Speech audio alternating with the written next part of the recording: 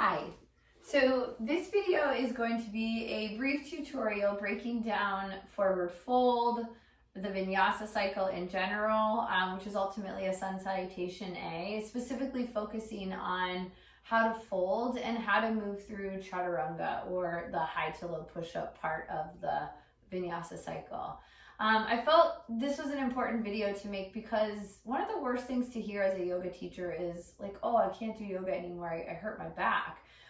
Those of you who know me, well know that I came to yoga because of a serious back injury. And I too was doing a lot of things wrong. I don't even like to use that word wrong, but what I mean by that is with incorrect form. And I actually did hurt my back as well. And then I got really lucky. I met a really wonderful teacher who helped me understand how I was supposed to be folding and moving through this cycle, this sequence. And it changed everything for me. So I wanted to make a video too, just kind of highlighting how to move through the sequence correctly for optimal health, specifically for the spine. And then we'll go through a lot of options and variations that you can also take to move through the vinyasa cycle if chaturanga isn't in your practice or isn't where you're at right now. So take as much as you want from this video, and I hope it helps. So that being said, we'll start standing. So if you're on your mat, you're gonna come to the top of your mat. You really don't need a mat. You could do this anywhere. A towel, blanket works just fine. But pause here, let your hands come down along your sides. I've got 2 blocks. Really you only need one. If you've got one, great, and if not, that's okay. We'll work with it. So hands along your side, palms face forward. Just take a moment to ground into your feet. Let your inner ankles roll back. Push your outer ankles down. And as you do that, feel the muscles of your legs engage. Let your knees softly bend. And let your pelvis be neutral. Slide your shoulder blades down and around your spine or towards your spine. And let your chin just slightly tuck. Take a full breath in and a big breath out. Okay, forward fold first. On the inhale, mountain pose. Reach all the way up. Exhale, forward fold. Let your hands come through heart center. Bend your knees. Think about pushing your sits bones back behind you. When you get about halfway down, then you can round into your spine and come towards the ground. Let your head be heavy. Next breath in will take you to a halfway lift. Hands will come up to shins perhaps, or even knees or thighs. Point your sits bones straight back and the crown of your head forward. Allow your shoulder blades once more to pin back towards your spine. Take another inhale here. Exhale, forward fold. Inhale, mountain pose. Press into your feet, reach up, look all the way up. Exhale, draw your hands to your heart. So that was a half Sun Salutation A, kind of moving very slowly with correct form. So I want to highlight a couple incorrect postures, we'll call them, and only incorrect just because they will likely create more injury or pain in your spine. So the first one is, again, this is what not to do. So if you're reaching up for mountain pose, on the exhale, as you forward fold, if you allow your legs to stay straight, back rounds, and you sort of just dump forward, right? So you're just kind of hanging here with straight legs and a rounded spine. Not much good is happening for the spine in this position. And in fact, depending on what you have going on, it might actually be pretty painful. So that's what you don't want to do. Again, a visual just so you can see is to just dump straight down. All right, one more time to review what you want to do is bend your knees, push your sits bones back. Back stays flat until about halfway, and then you round and tuck. So we'll go through one half Sun Salutation A a little bit more quickly so you can feel the rhythm. Before we do, quick note also on the halfway lift. So from forward fold, sometimes as a yoga teacher, I'll see people halfway lift like this, where again, you're allowing your shoulders to round forward. Upper back is very rounded. There's a lot of strain on the lumbar spine. There's not a lot of good things happening in the body right here. It can be pretty painful.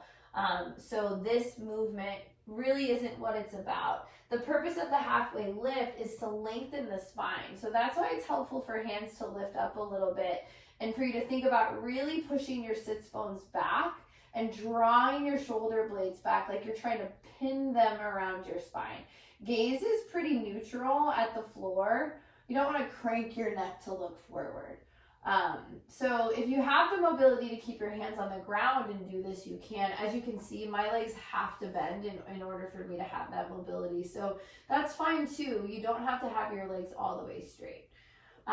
So think about that. We'll do 2 rounds of half Sun Salutation A, moving a little bit faster, 1 breath per pose, and just try to feel your way around and into the fold and the halfway lift, and then we'll layer in the next step. So for now, start at mountain. Take a breath here, and exhale. Then inhale, arms up, mountain pose. Exhale, forward fold. Bend your knees, lead with your heart. Next, inhale, halfway lift. Find some space, some length in your spine. Exhale, forward fold, back down. Inhale for mountain, ground into your feet, reach up, look up. Exhale, hands to your heart. One more time to feel the pace. Inhale, mountain pose. Exhale, forward fold, soft knees, open heart. Inhale, halfway lift, lengthen through your spine. Exhale, forward fold. The inhale, mountain, ground down, reach up, look up. Exhale, draw your hands to your heart. Awesome. So we'll layer in now the chaturanga. We'll do it traditional chaturanga, and then I'll break down a couple other variations just in case that's helpful. So to start, if you have a block or even like a floor, or not a floor, like a couch pillow, something you can use, try that. You're going to place it right between your heels, allowing the block to go back behind you. So just you want some length, some space behind you. And if you need to pause to go find something, that's cool, do that. And when you're ready, come back to mountain pose, top of your mat. Next breath, arms go high. Exhale, forward fold. Don't worry about the block, leave it where it is. Inhale, halfway lift. Then exhale, plant your hands, step it back to plank. So here we're gonna slow things down. So for the purpose of hanging here for a bit while I talk, you're welcome to keep your knees lifted, or you can bring them down to the ground. So the block is meant to be a boundary or a reference point, and that is where you're gonna lower down to. So a lot of times you can injure the shoulders by coming too close to the ground in chaturanga. And so that this block, this boundary, is just a good way to get a reference of how far you're supposed to go down. So that being said, also, this can be done with knees lowered or lifted. But that being said, come back into whatever plank that you want. Take an inhale here. As you exhale, hug your elbows into your rib cage. When you touch the block, stop. That's how far you're gonna go down. Then untuck your toes, push into the tops of your feet, upward facing dog. And you can see that I'm kind of resting on the block, which also gives a reference for where your hips want to be. So ideally in upward facing dog, you don't want your knees on the ground, although you absolutely can drop them if that's more comfortable. But in a perfect world, nothing is on the ground but your hands or your feet. So actively push your hips down, bend your elbows just a little bit, pull your shoulder blades back, broaden through your collarbones. Take an inhale here, and exhale, downward facing dog. Go ahead and bring your knees down. One more note to think about with chaturanga. I'm gonna move the block. Another thing other than going too far down that I often see is like this swooping motion. And you want to actually avoid that. It's not great for your shoulders. So what I mean by a swoop is if you're coming down from plank and you kind of bend and move through, right? That swoop isn't great for your shoulders over time. What you want to do instead is think about lowering straight down, untuck your toes, push straight up. So it's straight down and straight up.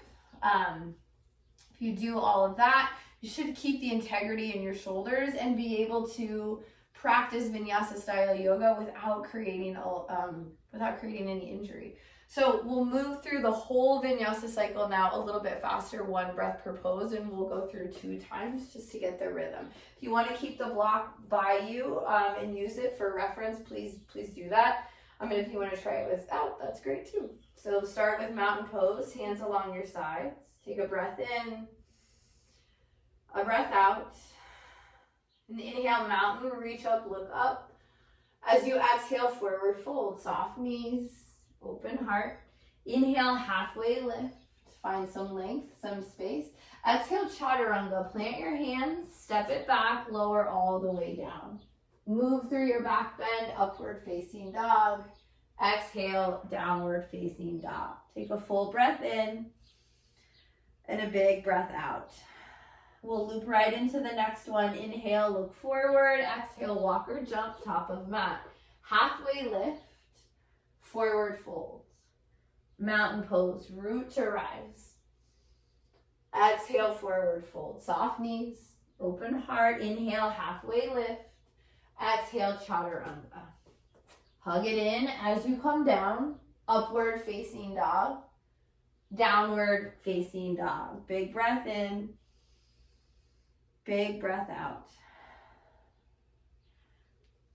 So that essentially is the basic vinyasa cycle. Keep watching if you want a couple variations. The first thing I'll say for those of you that have a practice where you're jumping back or flying back or floating back through chaturanga, one of the things to think about, and again, this is for the integrity of your shoulders, is you bypass plank. Like there is absolutely no plank. So you go from halfway lift to chaturanga, meaning you're gonna land from your flight or your jump with bent elbows and tucked in really, really tight. To fly, float, jump back, and land in plank with straight arms, and especially if your elbows are locked out, you create all of that impact in your shoulders. And if you're doing a lot of yoga over time, that can really do some potential damage to your shoulders. So bypass plank and just go straight to chaturanga if you're jumping or you're floating back. For those of you that want a couple other options besides chaturanga, stick around and I'll show you a couple more things. So again, we'll start at mountain pose and we'll go through the whole cycle. Inhale, arms reach up. Exhale, forward fold. Halfway lift. On the exhale, plant your hands, step it back to plank, and let your knees come all the way down. So this is going to be a knee down chaturanga, different than knees, chest, chin, which I'll show you in a second. Knee down chaturanga is going to help you build strength for chaturanga. So you're going to do this with your toes really tucked or untucked. I think untucked for me. The inhale. And then let the exhale lower you down. Hug your elbows in, and you really don't want to go lower than 90 degrees. So you're where you need to be here. And all you do is push straight into the earth. Let your hips come forward and down for up dog. And then exhale back to downward facing dog. So again, if we just roll forward into plank, knees come down, body stays straight, shoulder blades stay back, hug in as you lower, untuck your toes, push straight into the earth, and then downward dog on the exhale. Again, that's going to help you build strength for chaturanga. Another option is to just come down to the ground and take cobra instead of a full upward facing dog. So you can do that with knees lifted or lowered. We'll start at the top. Inhale, mountain pose. Exhale, forward fold. Halfway lift.